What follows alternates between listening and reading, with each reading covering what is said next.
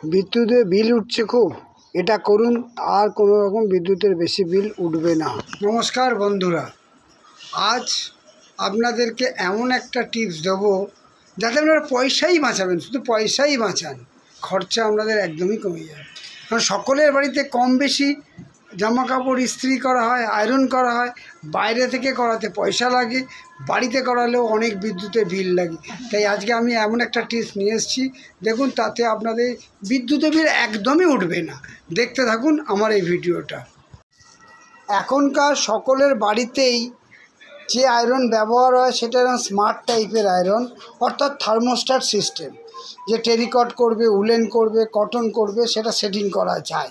এবং এই আয়রনটাতে যাতে কারেন্ট কম ওঠে, তারই জন্য আমি আপনাদেরকে আজকে একটা টিপস দিচ্ছি।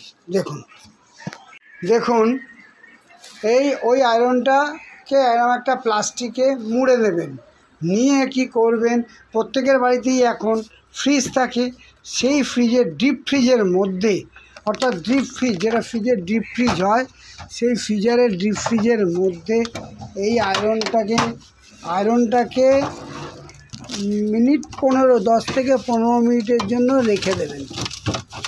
এরমভাবে আমি যেমন রেখে দিচ্ছি, এইভাবে রেখে দিন। তারপর দেখুন এর কামাল কি হয়। 10 মিনিট হয়ে যাওয়ার পর যে ইস্ত্রিটা ছিল, 10 মিনিট হয়ে গেছে, এবার যেটা ডিপ ফ্রিজে ঢুকিয়ে রেখেছিলাম সেইটাকে এবার বার করে নেব। বার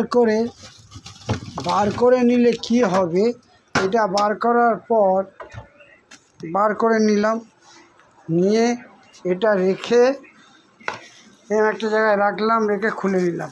নেবার পর তারপরে আপনি যদি ইস্ত্রি করেন, জামা কাপড় ইস্ত্রি করেন, দেখবেন যে আর আপনার কারেন্টের বিল উঠবে না।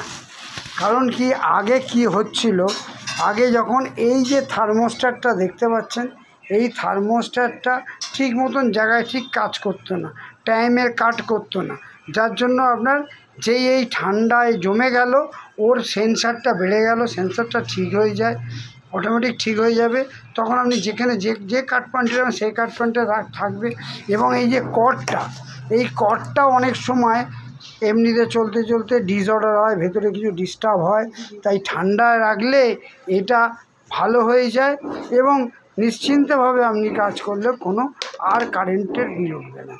এখানেই এই ভিডিওটা শেষ করছি।